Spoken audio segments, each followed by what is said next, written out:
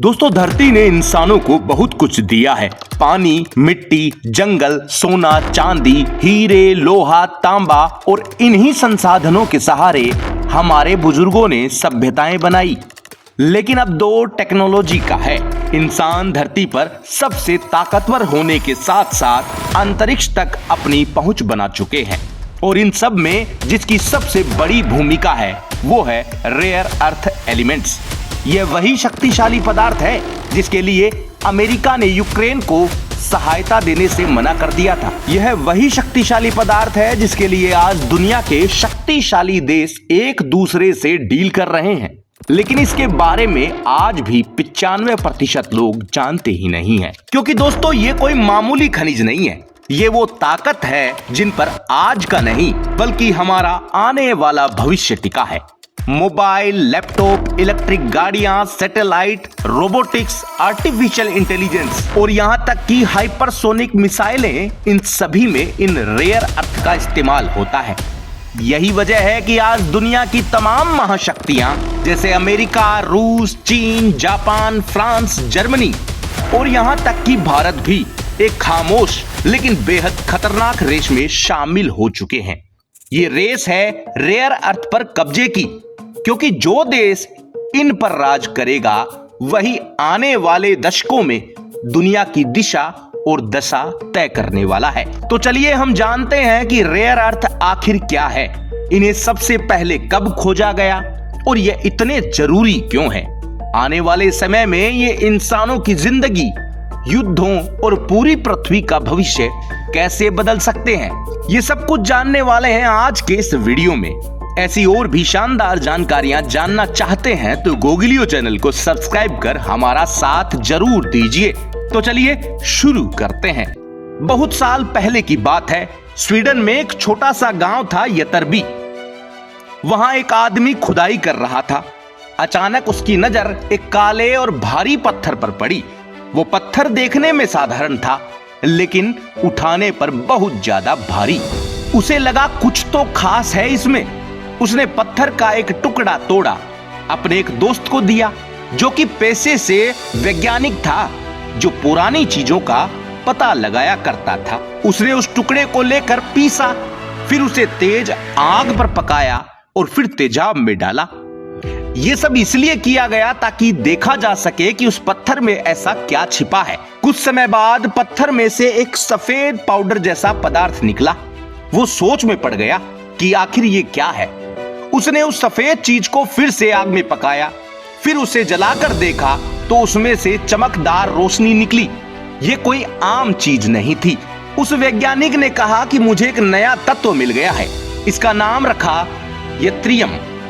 इसके बाद और भी वैज्ञानिक आए। उन्होंने भी ऐसे ही पत्थर खोजे और उनमें से कई तत्व निकाले, जैसे नियोडाइमम, टर्बियम, अर्बियम। अब सोचिए, वो जो सफेद चमकदार पाउडर निकला था, जो दिखने में तो कुछ खास नहीं लगता, लेकिन उसके बिना आज की दुनिया अधूरी है। वो जो यत्रियम नाम का पदार्थ निकला था, वो बाद में टेलीविजन की स्क्रीन में इस्तेमाल होने लगा, क्योंकि वो एक ऐसी चमक पैदा कर रहा था। वैज्ञानिकों ने अंत में उसकी चमक का इस्तेमाल टीवी को रंगीन करने में बनाया। अब बात करते हैं नियोडाइमम नाम के पदार्थ की। आप बोलेंगे कि ये आखिर क्या करता है? दोस्तों, यही वो चीज है जिसने दुनिया के सबसे ताकतवर छोटे छोटे मैग्नेट बनाए जाते हैं। जैसे आपकी मोबाइल का वाइब्रेशन, जैसे कंप्यूटर का स्पीकर, जैसे पंखा जो बिना आवाज के चलता है, यानी कि पवन चक्की। इन सभी में नियोडाइमम का हाथ है। फिर आया टर्बियम। ये चमकदार और पीले रंग का होता है। ये रात को चमकने वाली चीजों में काम आता है। जैसे कभी आपने घड़ी को देखा होगा जो अंधेरे में टिमटिमाती है, वो टर्बियम की वजह से है। और हाँ, ये गाड़ियों की हेडलाइट और बड़ी स्क्रीन में भी बहुत काम आने लगा है। एक पदार्थ और है अर्बियम नाम का, जो इंटरनेट चलाने वाली फाइबर ऑप्टिक केबल में डाला जाता है ताकि डेटा तेज दौड़ सके। मतलब ये छोटे छोटे नाम वाले तत्व जो दिखने में बिल्कुल साधारण है, असल में पूरी मॉडर्न दुनिया को चला रहे हैं और इनका काम पूरी तरह से असाधारण है। आपके घर का मोबाइल फोन, टीवी, लैपटॉप और यहां तक कि आपकी गाड़ी, पंखा, एयर कंडीशनर, सोलर पैनल, यही नहीं आपके हाथ की घड़ी भी रेयर अर्थ एलिमेंट के बिना नहीं बन सकती। दोस्तों ये सिर्फ घर की चीजों में ही नहीं बल्कि सेना में इस्तेमाल किए जाने वाले फाइटर जेट्स, सुपरसोनिक मिसाइलें, रडार और यहां तक कि सैटेलाइट और आर्टिफिशियल इंटेलिजेंस, इन सब की जान भी इन रेयर अर्थ में ही छिपी है। अब इस घटना को आप जान लीजिए, उसके बाद आपको पता चल जाएगा कि ये रेयर अर्थ कितने कीमती हैं। दोस्तों क्या आपको पता है कि भारत की मारुति सुजुकी के द्वारा बनाई जाने वाली कार इको में एक साइलेंसर लगा है, यानी कैटेलिक कन्वर्टर। ऐसी खबरें हैं कि भारत में सबसे ज्यादा चोरी उस साइलेंसर की होती है, खास तौर पर उसी कार की, क्योंकि उसमें महंगे रेयर अर्थ का इस्तेमाल होता है और यह साइलेंसर बाजार में 40,000 रुपए तक बिकता है। दुनिया में रेयर अर्थ की बढ़ती जरूरतों को देखते हुए अब हर देश चाहता है कि रेयर अर्थ उसके पास ज्यादा हो, क्योंकि जिसके पास ये तत्व होंगे उसी के पास होगा आने वाले समय का कंट्रोल, उसी के पास होगी ताकत दुनिया को चलाने की।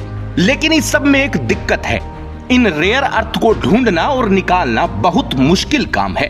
ये मिट्टी में इतने अंदर छिपे होते हैं और इन्हें पहचानना भी आसान नहीं है, और फिर इन्हें निकालकर शुद्ध करना तो बहुत खर्चीला और जहरीला काम है। लेकिन फिर भी दुनिया इसकी दीवानी है, क्योंकि ये तो भविष्य का सोना है। अब सवाल ये है कि दुनिया में सबसे ज्यादा रेयर अर्थ किसके पास है और भारत इस रेस में कहां तक पहुंचा है। दोस्तों आज दुनिया में 60 से 70% रेयर अर्थ चीन के पास है, क्योंकि हम सभी जानते हैं कि दुनिया में सबसे बड़ी मैन्युफैक्चरिंग यूनिट चीन में ही है। जब चीन टीवी, मोबाइल, लैपटॉप, बाकी सभी टेक्निकल चीजें और इलेक्ट्रॉनिक सामान बना रहा था, तब उसे पता चला रेयर अर्थ के बारे में कि ये दिखने में तो जरूर साधारण से ही लगते हैं, लेकिन ये पूरी दुनिया में बहुत कम मात्रा में मौजूद है और ये बहुत काम की चीज है। इसलिए उसने समय रहते समझ लिया कि आने वाला जमाना रेयर अर्थ का है। अगर चीन इस रेयर अर्थ को पाने में सफल हो जाता है तो दुनिया में चीन का दबदबा बढ़ेगा। इसलिए जब दुनिया के बाकी देश जमीन से तेल निकालने में लगे थे, उसी समय चीन ने धीरे धीरे हजारों किलोमीटर की जमीन खोदनी शुरू कर दी। उसकी खोज की, रिसर्च की, अपने देश में ढूंढ ढूंढ कर इन धातुओं को इकट्ठा किया जाने लगा। इसके अलावा दुनिया के जिन देशों में भी रेयर अर्थ ज्यादा मात्रा में मौजूद था, वहां की जमीन को चीन ने खरीद लिया या फिर वहां पर खदानें लीज पर ले ली। चीन ने इस मौके का फायदा उठाकर खुद को रेयर अर्थ का बादशाह बना लिया। अब सवाल आता है कि भारत कहां है। दोस्तों सच कहें तो भारत के पास भी खजाना तो मौजूद है। उड़ीसा, केरल, राजस्थान, आंध्र प्रदेश जैसी जगहों पर ये धातुएं पाई जाती है, लेकिन हुआ ये कि हमने इस पर इतना ध्यान नहीं दिया। हमने इसीलिए इन्हें निकाला भी नहीं, और जो कुछ थोड़ा बहुत किसी कंपनी ने निकाला उसे भी चीन जैसे देशों ने खरीद कर समय बदल दिया। लेकिन दोस्तों भारत सरकार अब समझ गई है कि अगर भविष्य में आत्मनिर्भर बनना है तो इन धातुओं को खुद से निकालना पड़ेगा, साफ करना पड़ेगा और इस्तेमाल भी करना होगा। अब देश में नए प्रोजेक्ट शुरू हो चुके हैं, खुद की फैक्ट्रियां लग रही है और धीरे धीरे भारत भी इस दौड़ में आगे आने लगा है, क्योंकि आज भारत के पास भी खजाना है। बस जरूरत है तो नजर, नियत और नीतियों की। अगर हम आज जागे, अगर हमने अपने संसाधनों को पहचाना, तो कल की दुनिया भारत के दरवाजे पर खड़ी होगी। ये कहने को कि हमें आपकी जरूरत है।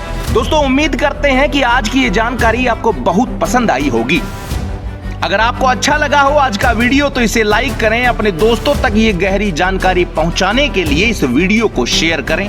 अंत में आप सभी से एक रिक्वेस्ट है कि हमारे चैनल गोगिलियो को सब्सक्राइब कर हमारा साथ जरूर दीजिए, ताकि हम लेकर आएंगे हर बार ऐसी ही अनोखी जानकारियां आप सभी के लिए। तब तक आज के लिए इतना ही। लगातार देखते रहिए गोगिलियो।